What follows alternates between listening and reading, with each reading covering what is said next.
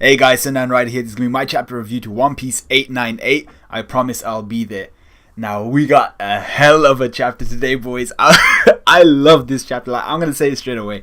I really, really like this chapter. It was so good. We got to see the Germa going in, and it's what we've wanted to see for a long time. You know, the Germa have been hyped, and then we got to see them getting just wrecked by it was like Katakuri and Smoothie at the wedding and stuff, by the Big Mom Pirates in general at the wedding, and we would say, bruh, this is the Germa. Like, they've been hyped. They're meant to take over the entirety of an ocean district, you know, the North Blue. So I was like, these guys have got to be better than this, and they showed exactly what they can do this chapter, and I was dying. I really enjoyed this chapter. It's not often I totally gush on a chapter, but this one was I really enjoyed this chapter. There were parts of it just in terms of implication that I didn't enjoy so much, and I'll get on to that. But yeah, let's talk straight about the first thing about this chapter is going to be Germa 66 all the way. So these mans came in with a plan. Germa 66 came in with a plan: coordinate Sanji's evacuation and put your lives on the line in order to do this. And these guys aren't joking today. They went in straight from the get-go.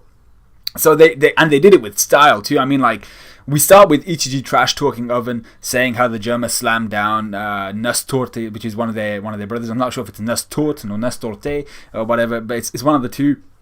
They bust up Nustorte and his 10,000 strong army, and they just threw him in the ocean basically. And obviously, what's his name? Oven is just like, the heck? How did you get here? Like, you should have been destroyed by them. They were just like, nah, they were just shit. We just destroyed him, whatever. So then Ichiji tells Sanji to get out of their way and to take Luffy with him. He's like, take that injured guy with you and get the hell out of here. You're in our way. So Sanji then makes his way to the harbour, to the port, escorted by his siblings. Essentially, he's in the middle all the way through, and they're just escorting him all the way, one by one. Each of the Germa leaders showing their capabilities. So as much as I've hated them for what they've done in the past to Sanji, and how they've scarred Sanji mentally and things like that, and emotionally, they kicked major ass this chapter. So when Sanji takes a bullet for Luffy and Oven jumps in with his flaming halberd, I think they call it. Is that what the type of spear is called? I think it's called a halberd. Oven jumps in ready to like cleave Sanji in two, and then the best part. This was easily the best part of the chapter for me. Easy.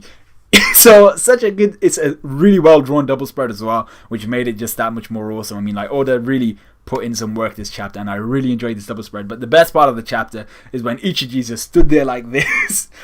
He uses his sparking Valkyrie move, or I think in the kanji, it's the actual wording is light fist. And he one-shots a number of Big Mom Pirates. Like, he impales them with light. That's Kizaru level right there. And I was like, yo, what the hell? Obviously, I doubt Ichiji would be able to put up a fight against Kizaru. Kizaru's he's crazy. But it was Kizaru-esque, and I was like, yo, this is crazy. He's using light to fight. So at least I think it was like, it could have been something heat-based as well. But it's just the way that we saw the kind of sparks and the streaming kind of sparks, almost like lightning or electricity flying out of Ichiji's eyes. It just seems something light based, or lightning, or even electrical, but something definitely light based, I think. But he one-shots a number of Big Mom Pirates, including Oven. He impales Oven. Like, he just a gaping hole somewhere in Oven. We don't quite know where, because we didn't see him stand afterwards completely. He did stand afterwards. I mean, Oven, to be fair to him, has taken a lot of damage. He's taken a cannon to the face. He's been ridden over by the hybrid castle / galleon. I mean, he's been kicked by Sanji at light speed, and he's been impaled now with light. And he still stood, and he's still going. So Oven's like, he's a straight G. He's put in a lot of work for the Big Mom Pirates. More work than, to be fair, 2 of the commanders at least. He's put in, well, maybe even 3. He's put in more work than Snack. He's put in more work than Smoothie. And he's put in more work than Cracker. I mean, Cracker did his job, but Oven's done a bit more of a job than he has. So yeah, that double spread was like, that was the pinnacle of the chapter for me. I was like, yo, shit, Ichiji just destroyed him. And his pose afterwards, I was like, it's so well drawn as well. A really good time for him to use that move. And he straight up, like I said, put a hole in the oven. And I was shaken to the core when I first saw that. I was like, this is freaking awesome. So after that, Sanji goes aerial on kind of Ichiji's command. He's like, get the hell out of here, fly out of here. And we have Yonji getting rid of Yuen. He destroys that big kind of shimmy shaker thing. I'm not sure what you call it. He gets rid of that big ball-like hammer thing by destroying it with his kind of winch arm. And he destroys the rest of Yuen's boys as well with their skywalk, with his robotic arm. And he just like destroys them all basically. And then whilst mid-air, Sanji's he almost gets shot down with these kind of by these other Big Mom pirates, only for Neji to save him at like light speed. He just flashes in and grabs Sanji and then just like dashes out again. And he then uses his light speed sword, and I think it was translated as light speed sword, but then his actual move is called Henry Blade or something like that. Not too sure why Henry, but yeah, and he uses that and he takes out a number of Big Mom pirates himself before catapulting Sanji and Luffy out of the area and out of the immediate danger. And then finally at the port, we have Reiju saving Sanji one more time, destroying some lackeys with her poisonous tendrils of doom. They're kind of like these tentacles that pop out and they just they go through people and poison them, I assume. So, oh my god, the Germa were hype and they were so good, and I really enjoyed that aspect of this chapter. But then that same aspect gives birth to one of the things I didn't like. This whole arc and these last year or two has not really been living up to the whole Year of Sanji exclamation or status. I mean, we all assumed Sanji was going to open a can of whoop-ass, just destroy some Big Mom pirates all over the place and show us how much he's grown through the time skip and since the time skip. But he really hasn't done very much at all. In this entire chapter, he was upstaged by his family, every single member of his family, even Yonji, who he whooped like really easily. And I'm very well aware that at this time his family have got their raid gear on, so they're at peak form and they're gonna be kicking ass. But still, Sanji should be faster than we saw in this chapter. I mean, like he seems to be having a lot of difficulty using his skywalk to just transport Luffy out of immediate danger. I'm like, bruh, you were underwater and when we were at Fishman Island, I think it was Fishman Island, yeah, you were underwater and you freaking traversed a huge amount. No, actually that was in Punk Hazard. You were underwater and you traversed a huge amount of distance to get like Kanjuro's legs or some shit like that. And you did that incredibly fast underwater, and you can't do it while mid-air just holding Luffy. I mean, like, I understand that's a lot of weight, but considering the amount of how far underwater you were, the amount of pressure and everything, the amount of resistance you get from water in general, it should be easier to transport Luffy out of there at an incredible speed, and he didn't. So yeah, I was really confused about why he was so slow and why he couldn't use it, and he was just having problems all the way through. And he was literally carried this chapter, so Sanji, he was carried this chapter, which is somewhat disappointing.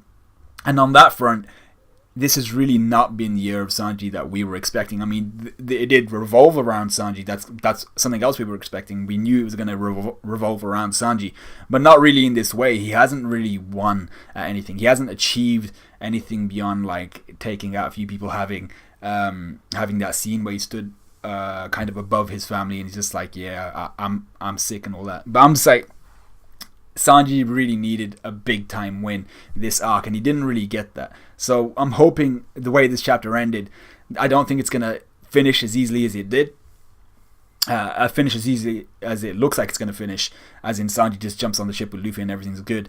I think Sanji's going to have to put in one more fight, or maybe a couple more fights, and that might be what kind of redeems him and gives him the title of like this being the Year of Sanji. So what else did we get? We got a panicked Tamago and Mondor, who thought that the Germa had been subjugated, and obviously they weren't. And I'm pretty sure this all occurred because of Ichiji's misinformation during the battle between the Germa and Nustort and his 10,000 strong army. I'm pretty sure, I tell me if I'm wrong, but I remember kind of seeing Ichiji picking up a transponder of some sort and saying, yeah, we've subjugated the Germa 66, and that was about it. And they thought, okay, yeah, we're good, and that's what I remember. I'm not too sure if I just made that up. So yeah, that panic that Tamago and Mondor have now set in is going to eventually spread through the Big Mom army, and things are going to break down for them big time. We also had Smoothie and her crew, who have remained focused on their goal, which is a big problem, and their focus is on the Straw Hats, obviously. And this is where things could get pretty toasty, and where I hope the year of Sanji, like I said before, closes well. At the end of the chapter, Sanji smiles as he and Luffy get closer to the Sunny, and they're really close to the Sunny now. However, Smoothie and Daifuku could jump in and cause major disruption, forcing Sanji to engage whilst protecting an injured Luffy. I assume Judge will pop up and kind of like try to save Sanji in this kind of like poetic final stand. However, I have a very bad feeling. Sanji seems way too relaxed at the end, and this is Yonko territory. I feel some crazy shit might go down, where Sanji is fatally injured. People online were saying he might lose a leg, which would be it would kind of tie into Chef Zeph again with his lost leg, but this time we have the Germa 66 here. So if Sanji were to lose a leg, this could open up a whole new set of possibilities. I mean, like, maybe the Germa will save his life with their cyborg technologies, giving him a new leg or something like that. Or maybe Sanji's Germa alterations will awaken, giving him a desperately needed power-up. Now, I haven't really revisited the Sanji's flashback chapters where he kind of relives the memories of the Germa and what he did there.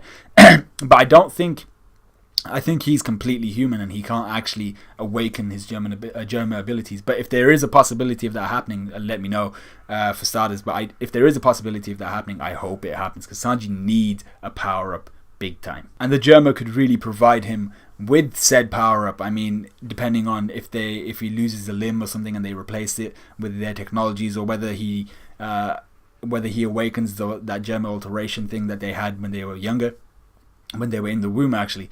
But I don't see that happening, because I'm pretty sure what Sanji's mother did was she somehow disabled Sanji. I've forgotten what happened in those chapters, but Sanji basically doesn't have the same alterations his brothers and sisters do, which is why it was never awakened. So I think Sanji may lose a limb or some shit like that, or he may awaken his Germa alterations, though I'm a bit skeptical about that one. We also had the champion of idiot moments by any Big Mom pirate this chapter in Brûlé. With the Big Mom pirates going all out, the last thing they needed with this whole confrontation with the Germa 66 was a blow to their morale, and like something that really just cripples their morale as soldiers.